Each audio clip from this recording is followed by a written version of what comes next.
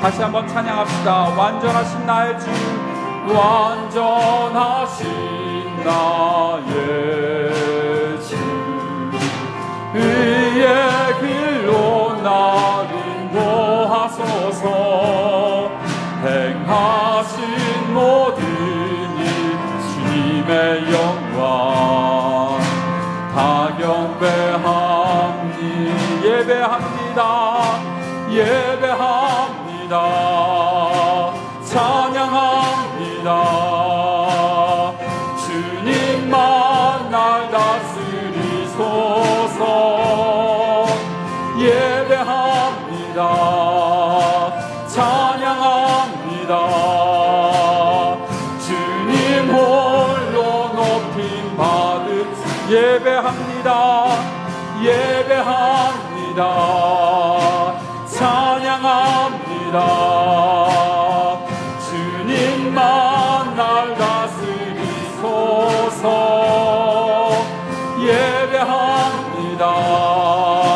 찬양합니다. 주님 홀로 높임 받으소서. 사도신경으로 우리의 믿음을 고백하겠습니다. 나는 전능하신 아버지 하나님 천지의 창조주를 믿습니다.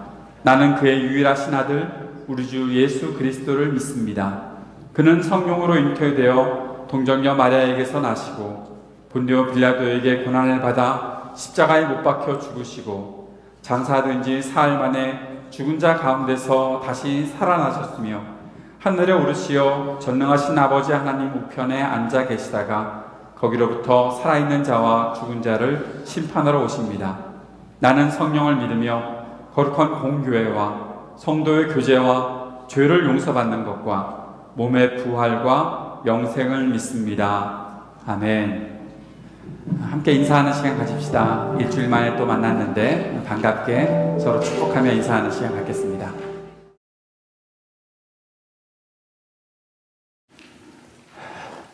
교회 소식 몇 가지만 알려드리고 말씀 듣도록 하겠습니다. 매주가 아니라 이제 매일 여러분께서 우리 단기선교팀 위해서 기도해 주셨으면 좋겠습니다. 8명의 우리 팀원들 주보에 이름이 나와 있는데 매일 한 번씩이라도 이름을 불러가며 기도해 주시기를 부탁드립니다.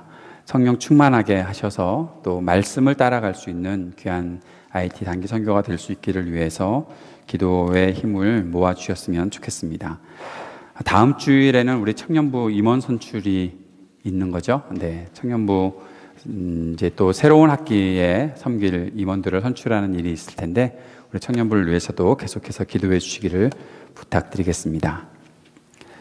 오늘 말씀 시편 65편 5절부터 8절까지 말씀입니다. 시편 65편 5절부터 8절까지 말씀 우리 같이 한 목소리로 읽겠습니다. 시작. 우리를 구원하시는 하나님, 주님께서 그 놀라운 행적으로 정의를 세우시며 우리에게 응답하여 주심으로 땅 끝까지 먼 바다 끝까지 모든 사람이 주님을 의지합니다. 주님께서는 주님의 힘으로 주님의 능력으로 허리에 띠를 동이시고 산들이 뿌리를 내리게 하셨습니다. 주님께서는 바다의 노호와 파도 소리를 그치게 하시며 민족들의 소유를 가라앉히셨습니다. 땅끝에 사는 사람들까지 주님께서 보이신 징조를 보고 두려워서 떱니다. 해 뜨는 곳과 해 지는 곳까지도 주님께서는 즐거운 노래를 부르게 하십니다. 아멘. 하나님에 대해서 공부하는 시간들을 주일마다 이제 갖고 있습니다. 지난주에는 우리가 하나님의 지혜에 대해서, 지혜이신 하나님에 대해서 우리가 배웠고, 오늘은 하나님의 정의로우신 하나님에 대해서 함께 배우는 시간을 가져보도록 하겠습니다. 8가지의 내용들이 진행될 텐데 하나하나의 내용들에 대해서는 우리가 더 많이 공부를 해야 하겠지만 설교 시간을 통해서 나누어지는 이것이 여러분들이 하나하나 하나님을 알아가는 것에 좋은 기초가 되었으면 좋겠고, 이 것들을 통해서 여러분이 성경을 공부하며 조금씩 더 하나님을 알아갈 수 있는 그런 기회들이 생겼으면 좋겠습니다. 이러한 질문을 하나 던져봅니다. 하나님은 어떤 분이십니까? 라고 누군가 여러분에게 물어보았을 때 또 여러분이 스스로 질문했을 때 가장 먼저 생각나는 하나님의 이미지, 하나님의 성품, 그것은 어떤 것입니까? 무엇이 가장 먼저 떠오릅니까? 하나님은 어떤 분이십니까? 그랬을 때 사랑이신 하나님이 먼저 떠오르죠. 별로 안 떠오르시나? 그렇게 돼야 돼요. 오늘 설교는 그렇게 되도록 진행이 되어 있어요.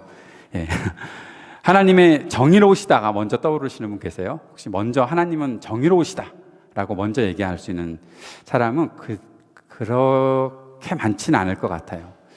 이런 생각을 해보죠. 하나님은 사랑이시다가 왜 먼저 우리들에게 떠오를까? 하나님의 정의에 대해서는 금방 왜 떠오르지 않을까?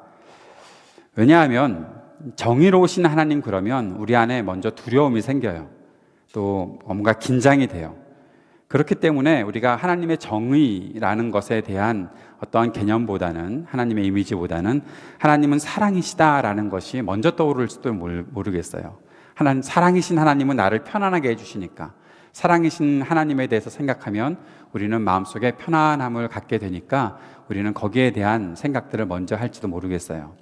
그런데 저는 단언컨대 여러분이 하나님의 사랑에 대해서도 공부를 하고 하나님의 정의에 대해서도 공부를 하게 되면 성경 말씀이 말하는 사랑과 정의가 여러분을 절대 편안하게 내버려 두진 않습니다.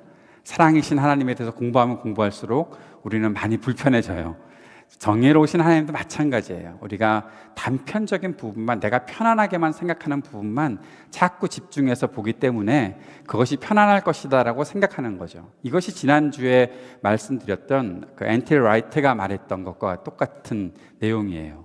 우리는 우리 스스로 하나님에 대한 어떠한 개념을 내가 익숙한 것만큼만 가지고 있고 그것만 길들여서 생각하고 있는 것이지, 정말 하나님에 대해서 배우려는 노력들보다는, 성경을 통해서 하나님을 배우려는 노력들보단 그냥 내가 편안한 만큼의 하나님에 대해서만 알고 있는 것으로 만족한 때가 참 많이 있었기 때문이라는 거죠. 자, 오늘은 거기에 대해서 얘기하려는 것이 아니라 이제 그 중에서 하나님의 정의, justice에 대해서 한번 이야기해 보도록 하겠습니다. 정의가 무엇인가?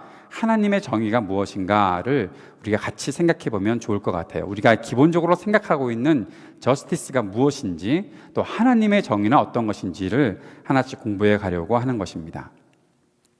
저는 이 정의의 개념에 대해서 생각을 하게 되면 참 많은 한계에 부딪힌다는 생각들을 할 수밖에 없습니다. 세 가지 예를 제가 들어보겠는데, 첫 번째 예는 저의 경우입니다. 제가 생각하고 제가 갖고 있는 정의가 무엇인지 예를 먼저 들어볼게요. 저는 굉장히 정의로운 사람이라고 생각합니다. 정의의 사도까지는 아니는데 그런데 문제가 있어요. 항상 정의로운 것이 아니고요, 때때로 정의롭습니다. 아주 때때로 정의롭습니다. 그 정의가 언제 나타나나 하면 불의한 사람들을 보면, 아주 그 불의하게 사람들을 괴롭히는 사람들을 보면 제 마음속에 엄청나게 화가 납니다.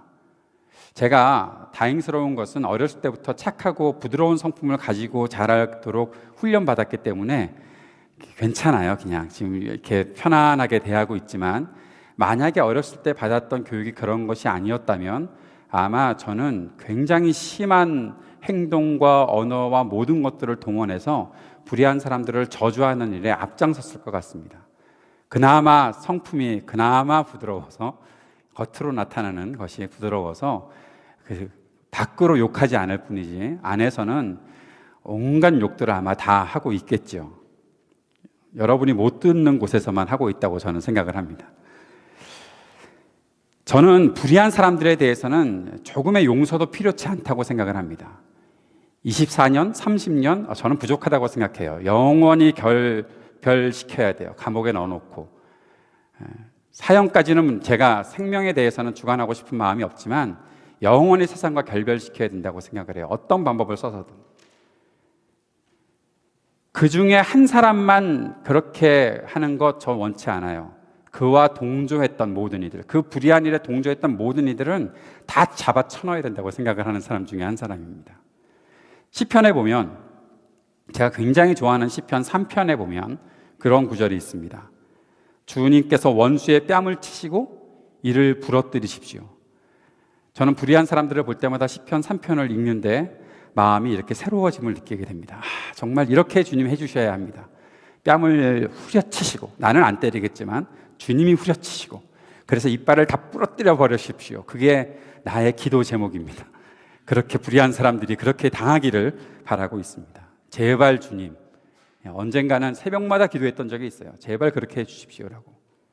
그런데 제 자신에게, 반대로 제 자신에게 그 정의의 잣대를 들이대면 저는 그렇게 말할 것 같습니다. 너무 심한데요? 그렇게 심하게까지는 안 하셔도 될 거 아니겠어요? 라고 제 자신에 대한 일들에 대해서는 상당히 관대합니다. 여러분 다행스럽게 생각하십시오. 저는 저뿐만 아니라 저와 가까운 모든 사람들에게는 관대합니다. 저랑 친하게 지내는 여기 계신 모든 분들은 절대 제가 욕하거나 막 그러지 않습니다. 굉장히 관대하게 대하려고 하는 마음들이 더 큽니다. 그런데 제가 모르는 사람, 또 저를 싫어하는 사람이거나 제가 싫어하는 사람들에 대해서는 그저 아까 앞에서 얘기했던 대로 정의의 잣대를 막 들이댈 때가 있다는 거죠. 이것이 제가 가진 정의의 한계입니다. 저에 대해서는 관대하고 남들에 대해서는 철저하고 단호한, 그것이 제가 말하는 정의의 한계라고 생각을 합니다. 두 번째 예를 들어볼까요? 두 번째 예는 저뿐만 아니라 모든 사람들이 생각하고 있는 개인의 권리와 자유에 대한 부분입니다. 사람들은 개인의 권리와 자유에 대해서 그것이 정의의 어떠한 기준이 될 것이라고 생각할 때도 있습니다. 그래서 인권에 대해서 많은 관심을 가집니다. 정의는 이런 부분에서 바르게 적용되어야 된다라고 생각하기도 합니다. 그런데 여기에도 한계가 있습니다. 모든 것들이 자기 중심적인 기준을 가지고서 정의를 판단한다는 것이죠. 인권과 자유를 위해서 정의를 적용하는 일에, 또 이 일들을 잘 해나가려면 내 자신이나 또 우리 중에 누군가는 마땅히 거기에 따른 수고를 해야 합니다. 애써야 하는 일들이 있다는 거죠. 힘듭니다. 그것은 쉽지가 않습니다. 어려운 일들이라도 책임지고 감당해야 될 부분이 있다는 것입니다. 개인의 인권이 그냥 풀어놓는다고 해서 다 적용되는 것이 아니기 때문에 그런 거죠. 그런데 여기에 대해서 누군가가 수고하자, 희생해야 된다라고 얘기를 하면 사람들은 싫어합니다. 왜 내가 그런 일들을 해야 돼? 누군가가 하겠지. 내버려 두면 누군가가 하겠지라고 생각을 하지. 내가 그 일을 위해서 애쓰겠습니다. 내가 조금 희생하더라도 누군가의 권리를 위해서, 누군가의 자유를 위해서 내가 앞장서서 조금 희생하며 헌신하며 하겠습니다라는 얘기는 잘 안 한다라는 것이죠. 이런 부분을 예로 들면 좋을 것 같습니다. 누구나 장애인들을 위한 시설이 있어야 된다고 생각을 하죠. 미국은 그것이 워낙 잘 돼 있고 거기에 대해서 누구나 다 보편적으로 생각하고 있으니까 아무 문제가 없는 것 같지만, 한국에서는 얼마 전에 우리가 본 뉴스에서도 장애인 시설이 필요하다. 그런데 어디다가? 우리 집 옆에 말고 다른 지역에. 그것이 사람들이 갖고 있는 이기적인 일들이죠. 다 개인의 권리와 자유를 존중한다고 말하지만 그 장애인 시설 너희 집 옆에다가 좀 짓게 해줘. 그러면 싫다고 그러는 거예요. 불편하다는 거예요. 그것이 사람들이 갖고 있는 이기적인 성품이라는 거죠. 이러한 모순이 나타나는 부분이 바로 개인의 권리와 자유를 기준으로 한 정의가 실현될 때 이 모순은 참 많이 나타난다는 것입니다. 세 번째 예를 들어볼까요?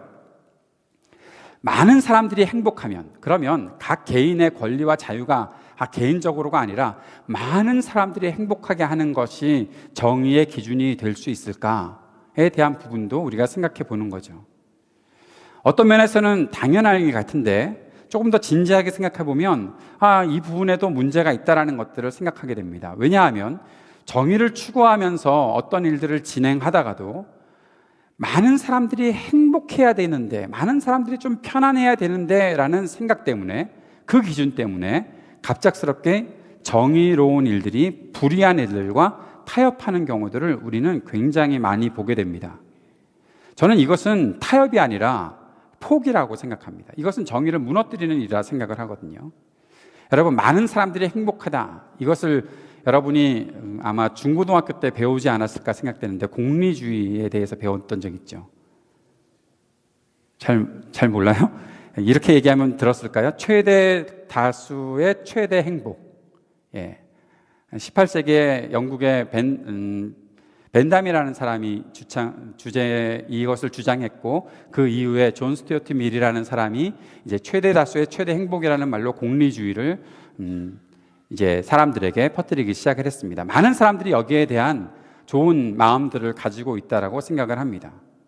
그런데 여기에도 조금 전에 말씀드렸던 것처럼 굉장히 큰 모순과 한계가 있다는 것을 볼 수 있습니다. 왜냐하면 많은 사람들, 이 땅의 정말 우리가 생각하기에 참 많은 사람들이 행복하려면 어떤 사람들은 그 사람들의 행복을 위해서 사람들을 불편하게 만드는 가난한 사람이라 고통받는 사람들을 없애야 된다고 생각을 하거든요. 여러분, 그 일들이 지금도 자행되고 있다는 것 알아요? 많은 사람들이 행복하기 위해서, 편안하게 살기 위해서 전쟁을 일으켜 주는 거예요. 전쟁에서 쓸어버리면, 그 사람들 다 없어지면 우리는 다 편안하게 살 수 있다고 생각을 하고 전쟁을 일으킵니다. 많은 사람들이 행복해야 하니까 그 행복을 위해서 불의한 일들을 앞장서 놓습니다. 이런 것 하자는 거예요. 이게 우리나라에도 있었어요. 제가 영어 설교에는 녹음시켜 놓지 않았지만, 여러분, 최근에 우리가 4.3 사건 70주년을 보냈죠. 제주 4.3 사건이 일어났던 일들이 무엇 때문일까요? 남쪽, 우리 대한민국이 잘 살 수 있고 편안한 나라를 빨리 만들어야 되니까 제주도에서 자꾸 폭동을 일으키고 반란을 일으키는 그런 사람들 쓸어버리자라고 얘기한 거예요. 30만이 되었던 몇십만이 되었건 다 쓸어버려 놓으면, 그러면 모든 사람들이 다 행복해질 거라고 생각을 하고서 그 사건이 일어나게 됐던 거죠. 그런 일들은 대한민국에 수도 없이 많았습니다. 사람들의 귀를 막아놓고 무관심하게 만들어놓고 권력을 가진 자들이 다수의 힘을 동원해서 그 일들을 자행했다는 것입니다. 그런데 최대 다수라고 말하는 그 다수가 과연 바르게 정의롭게 살고 있는 다수일까요? 저는 거기에 대해서는 질문이 있습니다. 그것은 우리가 조금 더 생각해 봐야 된다고 생각합니다. 왜냐하면 힘을 가진 사람들은 자신들의 힘들과 언론과 돈을 가지고서 수많은 다수들을 끌어모을 수 있기 때문이고, 그 사람들의 생각을 무관심하게 만들어 놓고 무지하게 만들어 놓으면 자신들이 조종하는 다수를 만들어 놓을 수 있기 때문입니다. 그것은 이 땅의 민주주의를 말하는 곳이라는 모든 나라에서 자행되었던 일들입니다. 그래서 아주 소수의 사람들이 고통을 당하고 불의한 일을 겪으며 아주 신음하고 있는 때에 그것들을 다 쓸어버리고 더 이상 그들이 반대하지 않도록 만들어버리면 다수가 행복할 수 있다고 생각하고 지냈던 것이 우리나라의 역사이고 세계의 역사 속의 한 부분이라는 것입니다. 저는 이 세 가지, 다른 사람들에게는 단호하게 적용하지만 자신에게 관대하게 적용하는 정의, 이거 정의 아니라고 생각합니다. 완전한 정의가 될 수 없습니다. 두 번째, 개인의 권리와 자유도 정의의 기초가 되기에는 너무나 큰 모순과 한계가 있다는 것입니다. 세 번째, 최대 다수의 최대 행복, 이 공리주의도 완전한 정의가 될 수 없습니다. 수많은 모순이 그 속에 있기 때문입니다. 제가 이 설교를 준비를 하다가 제 책상 앞에 마이크 샌델의 정의란 무엇인가라는 책이 꽂혀져 있는 것을 보고 참 많이 슬퍼했습니다. 왜냐하면 나도 나름대로 설교를 할 수가 있는데 이 책을 읽지 않고서는 설교가 되지 않겠다는 생각을 해서 읽어야 되기 때문에 그 어려운 책을 옛날에 사놓고 읽다가 어려워서 포기한 책을 다시 뽑아서 읽기를 시작했는데, 제가 참 마음속에 기쁨이 있었고 참 확신이 된 것은 조금 전에 말씀드렸던 두 번째와 세 번째의 이야기, 개인의 권리와 자유가 정의의 기초가 될 수 없다라는 것, 그리고 최대 다수의 최대 행복도 정의의 기초가 될 수 없다는 것이 마이크 샌델의 논리 중에 하나였다는 거죠. 그는 그래서 사람들이 모두가 다 정의로운 사회에 가기 위해서는 그 중에 하나, 공동선을 추구하거나 새로운 일들을 만들어가는 그런 부분들이 꼭 필요하다고 주장하고 있었습니다. 근데 저는 그것도 마찬가지로 언젠가 한계에 부딪힐 것이라는 생각을 하고 있습니다. 마이크 샌델의 책에 아리스토텔레스의 이야기가 나오는데, 여러분 아리스토텔레스는 알죠? 예, 제가 이때까지 질문했던 것 중에 많은 사람들이 고개를 이렇게 끄덕이는 거는 처음 봤습니다. 반갑네요. 예. 그런데 사랑하는 여러분, 아리스토텔레스가 정의를 추구하기 위해 우리에게 필요한 것이 무엇이냐고 얘기했나 하면 본질과 목적을 잘 세워서 추구를 해야 그것이 바른 정의가 될 수 있다고 말했었습니다. 거기에 저는 전적으로 동의합니다. 그런데 놀라운 사실은 아리스토텔레스가 본질과 목적을 추구하는 정의를 구현하고자 했었지만 그에게는 엄청난 모순이 자리 잡고 있다는 사실들을 책을 읽다가 발견을 했습니다. 무엇인가 하면 그는 노예제도를 굉장히 주장했던 사람 중에 하나였습니다. 어떤 식으로 주장했나 하면 사람들 중에 어떤 이들은 태어날 때부터 노예로 태어난 사람들이 있다라고 그는 그렇게 정의했고 많은 사람들에게 그 생각들을 심어놓기 시작한 것입니다. 왜 노예가 태어날 때부터 있어야 하는가? 그것은 많은 사람들을 행복하게 만들기 위해 노예로 태어나게 된 사람들이 있다라는 주장이었죠. 사랑하는 여러분, 이것이 정의로운 생각입니까? 그가 본질과 목적을 추구하며 세워야 정의로운 것이다라고 생각했던 그 생각이 그에게 노예제도, 한 생명을 노예로 부리고 자기의 소유로 삼고 하는 것이 나의 행복과 많은 사람들의 행복을 위해서 필요하다고 말하는 것이 정의로운 것입니까? 아닙니다. 절대 그럴 수 없다는 거죠. 이것은 모두 다 사람들이 가지고 있는 정의에 대한 한계들입니다. 이렇게 생각하는 것들, 정의의 본질과 목적을 추구하며 정의를 바르게 세워나가야 된다고 생각했던 사람조차도 한계에 부딪히고 모순되는 일들을 겪고 있는데, 사랑하는 여러분, 이 정의를 우리가 계속해서 추구해야 할까요? 정의를 추구하는 건 굉장히 불편한 일 같아요.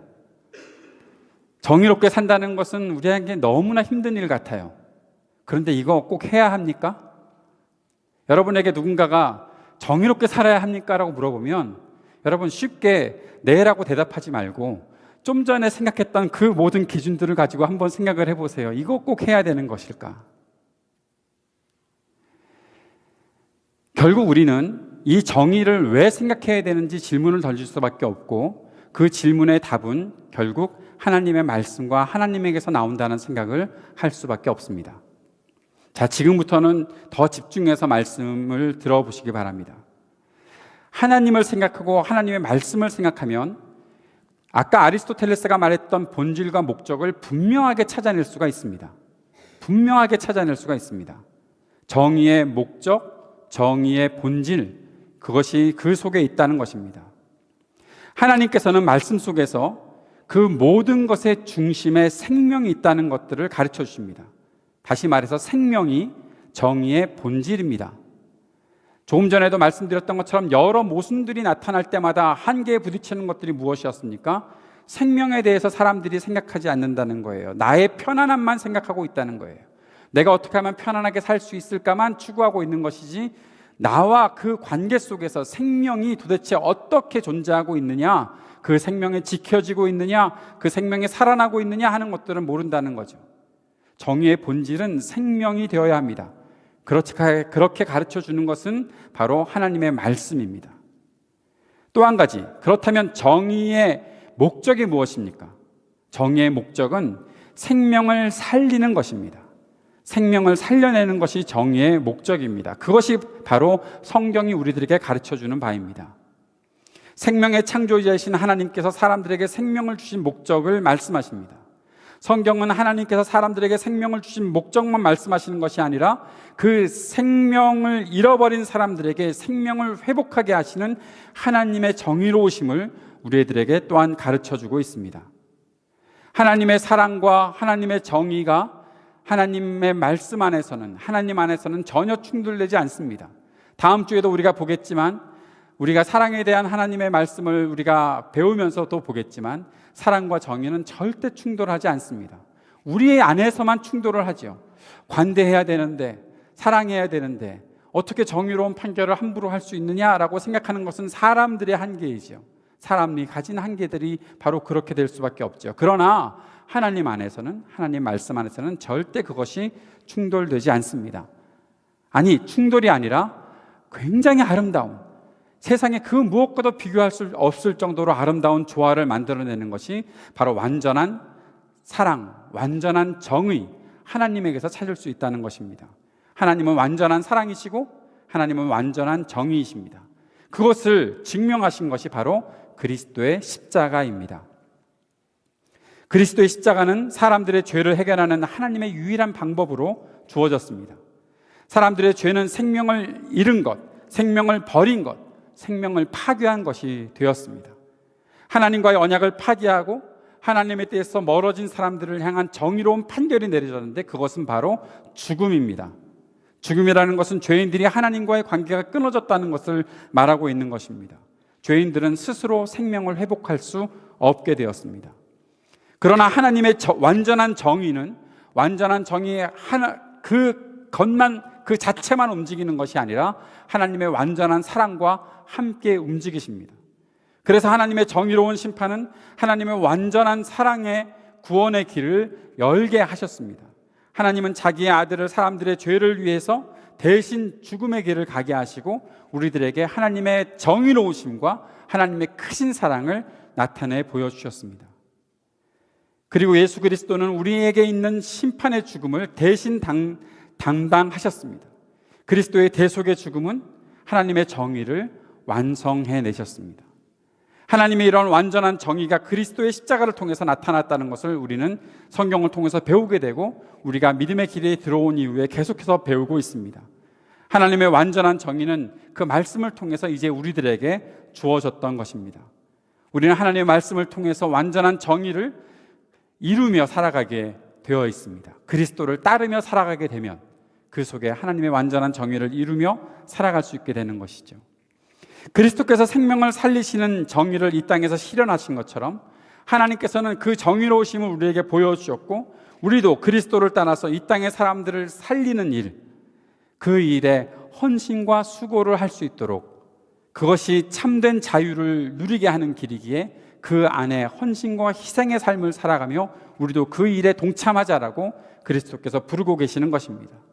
우리가 그리스도를 믿는 믿음을 가진 것은 그리스도를 따르는 길이라 말을 하고 있는 것처럼 바로 우리는 그리스도를 따라가며 하나님의 정의로우심을 이 땅에 증거하고 나타내며 살아갈 수 있는 것입니다. 우리가 완전한 정의를 행할 수 있는 길이 하나님의 말씀 안에서 열렸다라는 것입니다. 그동안에 우리가 가지고 있던 문화와 철학과 그 모든 것들은, 사회의 사조들은, 모든 것들은 우리를 항상 정의의 한계에 부딪히게 만들었지만 그리스도를 바라보고 그리스도 안에서 말씀을 따라가는 모든 사람들에게는 이 정의의 길이 열렸다라는 사실을 우리가 볼 수 있는 것입니다. 하나님의 완전한 정의를 따라가면 우리는 두 가지 생각을 해보게 됩니다. 첫 번째는 하나님께서 말씀을 이루고 뜻을 순종하며 살아가는 모든 사람들에게 준비해 놓으신 상급이 있다라는 것입니다. 그들에게 정의로운 판결을 하시면서 그들에게 주실 상급이 있다라는 거죠. 또 다른 한 가지 생각은 만약에 우리가 불순종하고 하나님의 뜻에 어긋난다면 하나님께서 준비하신 벌도 징계도 받게 될 것이다 라는 것입니다. 그런데 놀라운 것은 이 두 가지가 우리가 하나님의 은혜와 사랑들을 경험할 수 있게 만든다라는 거죠. 왜냐하면 우리는 사실 상급이 필요 없습니다. 상급 같은 것을 요구할 수도 없는 사람들입니다. 우리는 하나님께서 그저 우리를 구원해 주셨고 말씀을 따라 살게 하신 것 자체가 너무나 감사하고 기쁜 일이기에 그 일을 감사함으로 행하면 되는 것인데 하나님께서는 우리가 그렇게 잘 살아가면 우리에게 또한 준비하신 상급을 내려주시는 일이기 때문에 우리가 그 안에서 참된 하나님의 은혜를 누릴 수 있다는 것입니다. 때로 우리가 실수할 수도 있습니다. 누가 완벽하게 살아갈 수가 있겠습니까? 누가 하나님의 말씀을 완벽하게 따라가며 살아갈 수 있다고 담대히 말할 수 있을까요?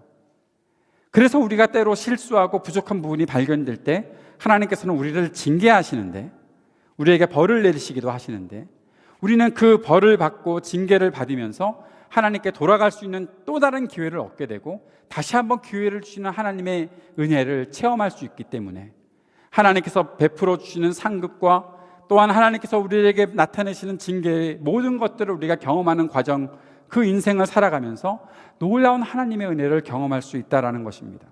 이 모든 것이 바로 하나님의 완전한 정의 안에서 일어나는 일들입니다. 하나님의 정의를 바라보는 사람들은 이러한 놀라운 하나님의 은혜를 누리며 살아갈 수 있다는 것이죠. 오늘 우리가 시편 65편 말씀을 읽었습니다. 시편 65편은 다윗이 쓴 시편입니다.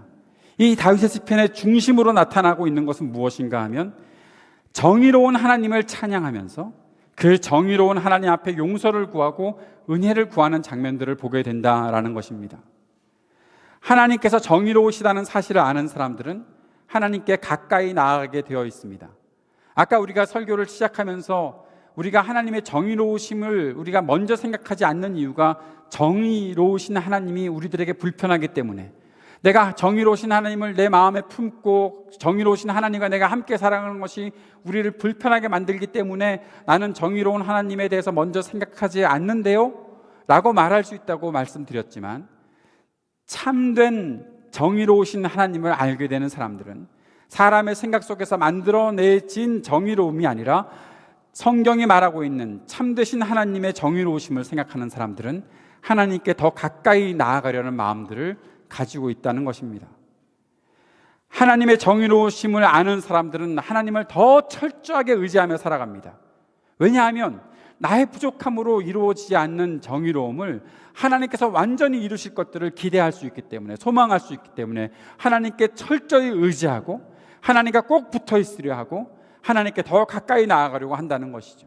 그래서 우리가 긍휼을 구하고 사랑을 구하는 우리 하나님이 바로 정의로우신 하나님이라는 사실을 시편 65편의 다윗은 그렇게 선언하며 선포하고 있는 것입니다. 정의로우신 하나님, 나를 긍휼히 여겨 주십시오라는 겁니다. 우리는 그동안 그렇게만 생각했지요. 사랑하는 하나님, 나를 사랑하시는 하나님, 나를 불쌍히 여겨주세요라고 생각했지만, 시편의 기자처럼 우리는 정의로우신 하나님, 나를 불쌍히 여겨주십시오라고 주님께 의지하며 기도할 수 있다는 것입니다. 하나님을 경외하는 마음, 하나님을 두려워하는 마음, 그것은 하나님께 더 가까이 나아가는 길을 만들고 있다는 사실을 알 수 있게 됩니다. 무엇이든 마찬가지입니다. 우리가 하나님에 대해서 조금 더 알아가 보자 라고 생각하고 지난주부터 앞으로 계속해서 하나님에 대한 말씀을 증거할 텐데, 하나님을 알아가면 알아갈수록 하나님의 그 진실을 우리가 연구하고 공부하면 공부할수록 우리는 하나님께 더 가까이 나아가게 되어 있습니다.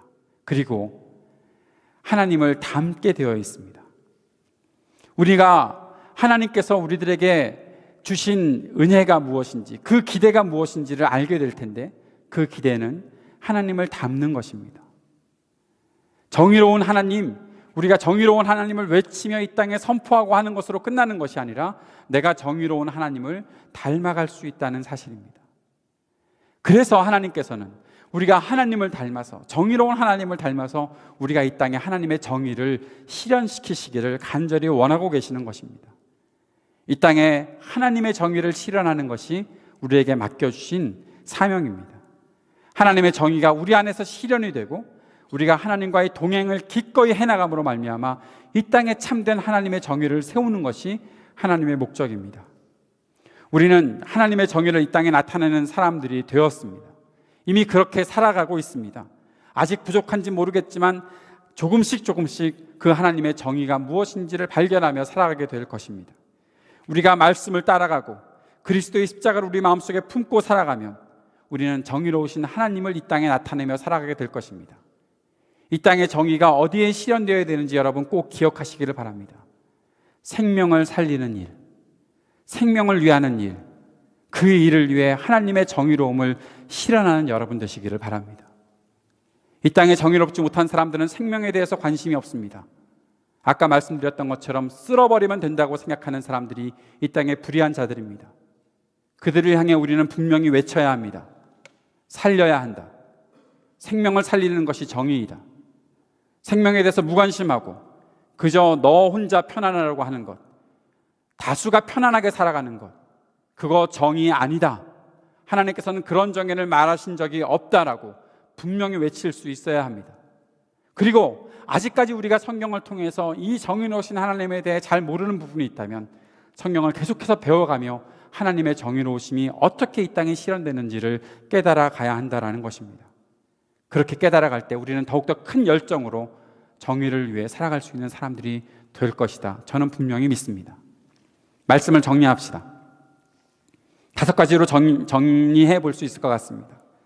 첫째는 우리는 사람들과 우리의 사회의 정의가 불완전하다는 것을 인정해야 됩니다. 두 번째는 우리는 하나님의 정의가 완전하다는 사실을 인정해야 합니다.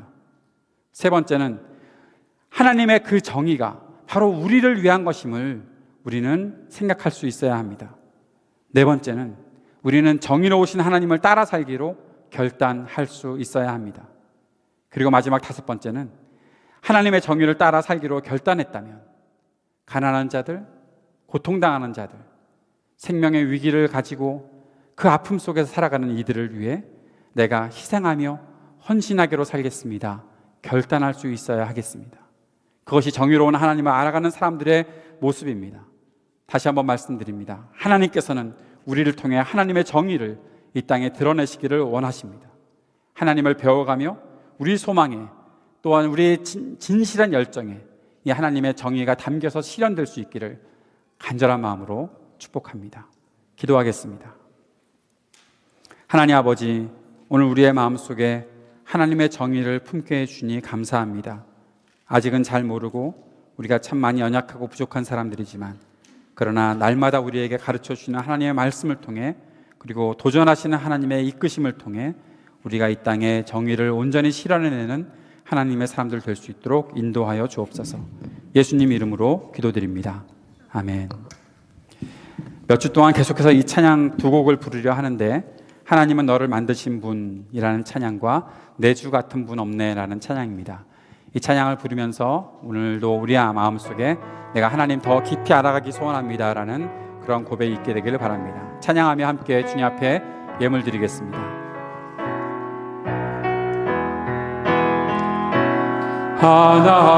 하나님은 너를 만드신 분, 너를 가장 많이 알고 계시며 하나님은 너를 만드신 분, 너를 가장 깊이 이해하신단다. 하나님은 너를 지키시는 분, 너를 절대 포기하지 않으며 하나님은 너를 지키시는 분, 너를 쉬지 않고 지켜보신단다. 그의 생각 셀 수 없고 그의 자비 무궁하며 그의 성실 날마다 새롭고 그의 사랑. 하나님은 너를 원하시는 분, 하나님 함께 일어나서 찬양합시다. 너를 원하시는 분, 이 세상 그 무엇 그 누구보다 하나님은 너를 원하시는 분, 너와 같이 있고 싶어 하신단다. 하나님 너를 인도하는 분, 너를 인도하는 분, 광야에서도 폭풍 중에도 하나님은 너를 인도하는 분, 푸른 초장으로 인도하신단다. 그의 생각 셀 수 없고 그의 자비 무궁하며 그의 생각 날마다 새롭고 그의 사랑 끝이 없단. 그의 생각 셀 수 없고 그의 생각 셀 수 없고 그의 자비 하며 그의 성실 날마다 새롭고 그의 사랑 끝이 없단다. 오 하나님, 주 나의 모든 것, 내 주 같은 분 없네. 이 땅 위에 오 하나님, 주 나의 모든 것, 내 주 같은 분 없네. 이 땅 위 다시 한번 선포합시다. 오 하나님, 주 나의 모든 것, 오 하나님, 주 나의 모든 것, 내 주 같은 분 없네. 이 땅 위에 오 하나님, 주 나의 모든 것, 내 주 같은 분 없네. 이 땅 위에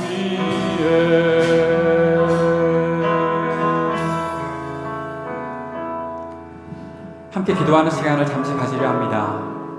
우리가 정의의 하나님에 대해서 오늘 잠시 말씀을 나누었는데 이 기도의 제목이 꼭 필요하다 생각합니다. 하나님, 이 땅에 하나님의 정의가 필요한 그 곳이 참 많이 있습니다. 하나님, 이 땅에 그 땅들에 하나님의 정의가 실현되게 해 주십시오. 몇 가지 여러분께 기도의 그 제목들, 그 속에 필요한 이 기도의 제목들을 알려드렸으면 좋겠다라는 생각이 듭니다. 지금 시리아에는 전쟁이 또 일어나고 있습니다. 수많은 사람들이 고통을 당하고 죽어가고 있습니다. 미국과 러시아가 그 땅에 가서 또 전쟁을 일으키고 있습니다. 하나님, 전쟁이 그쳐야 하겠습니다. 그 땅에 참된 정의가 실현될 수 있게 해주십시오. 생명들이 살아나게 해달라고 기도해 주시기 바랍니다. 우리가 IT에 단기 선교를 갈 텐데 IT도 하나님의 정의가 온전히 실현되어야 되는 땅입니다. 권력자들이, 힘을 가진 사람들이 자신들만 부유함을 누리고 가난한 자들은 계속해서 고통을 겪고 있는 땅이 IT입니다. 그 땅에도 하나님의 정의가 온전히 실현되게 해주십시오라고 기도했으면 좋겠습니다. 또 우리나라를 위해서도 기도합시다. 우리 조국에도 참된 정의가 실현될 수 있게 도와주십시오. 세월호 사주기를 내일 우리가 또 맞이하게 됩니다.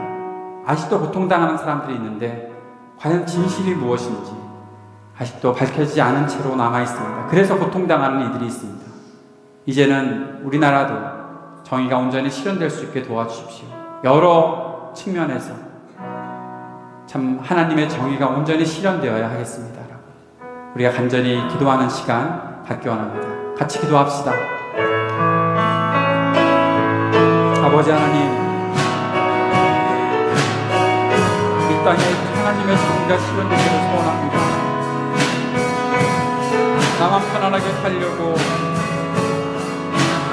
전쟁을 무자비하게 일으키면서도 주인이 없는 이 시대의 권력자들과 힘을 가진 사람들, 주님, 그들이 회개하고 하나님의 정의를 온전히 실현케 하여 주시고 생명을 살리는 하나님의 정의의 목소리, 죄인들 하나님께 돌아오게 하고 그들을 회복시키는 하나님의 놀라운 정의로우심이 이 땅에 온전히 일어날 수 있도록 주님 도우시고 함께해 주시기를 간절히 소원하고 합니다. 시리아 땅을 하나님 불쌍히 여겨주십시오. 그 땅에 하나님의 정의가 실현될 수 있게 도와주십시오. 아이티 땅이 하나님의 정의가 온전히 실현될 수 있게 도와주십시오. 그 땅에 참된 하나님의 정의가 사람들을 살려내는 귀한 역사가 나타날 수 있도록 그렇게 하나님의 정의가 실현될 수 있게 도와주십시오. 우리 조국을 위해서 기도합니다. 우리 조국이 하나님의 정의가 온전히 실현되는 땅이 되게 해주십시오. 아직도 고통 가운데 시름 가운데 한숨 쉬고 있는 우리 세월호의 가족들을 주님께서 불쌍히 여기시고 참된 정의가 온전히 실현되고 진실이 규명되어 그들의 마음속에 맺혀져 있는 그 분노와 한들과 슬픔이 치료될 수 있게 도와주십시오. 제주 4.3 사건의 일들이 하나하나 온전히 풀려나고 그래서 그 땅에도 참된 정의가 온전히 실현되었음을 알고 이제는 화해와 평화의 길이 온전히 실현될 수 있게 도와주십시오. 아버지 하나님, 주의 은혜를 구합니다. 주님의 도우심을 구합니다. 함께해 주시는 간절히 소원하고 구합니다. 주님 역사해 주십시오.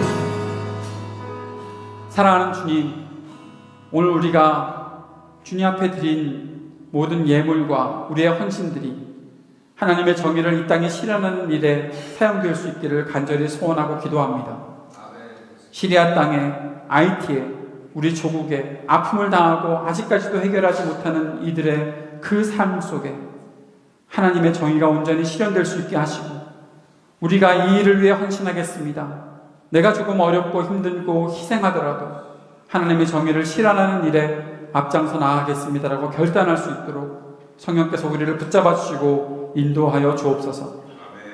이제는 십자가 위에서 하나님의 정의를 온전히 실현하신 우리 구주 예수 그리스도의 은혜와 항상 변치 않으시는 정의로움으로 이 땅을 통치하시는 하나님의 사랑과 우리를 하나님의 정의 가운데로 이끌어 가시며 참된 정의를 실현하기 위해 희생과 헌신을 할 수 있도록 나를 도우시는 우리 성령님의 교통하심과 인도하심이 이제 말씀 속에서 하나님의 정의를 실현하며 살겠습니다 다짐하고 살아가는 모든 하나님의 백성들과 지금도 아픔 가운데서 하나님 앞에 간절히 부르짖으며 전쟁이 그치길 원하는 시리아의 난민들과 또 아이티의 백성들과 세월호의 희생자들 그 가족들과 4.3 사건의 그 모든 유족들 그 외에 정의를 이 땅에 간절히 실현하고자 소망하고 있는 모든 하나님의 백성들 위해 영원토록 함께 계시기를 간절히 축원하옵나이다. 아멘.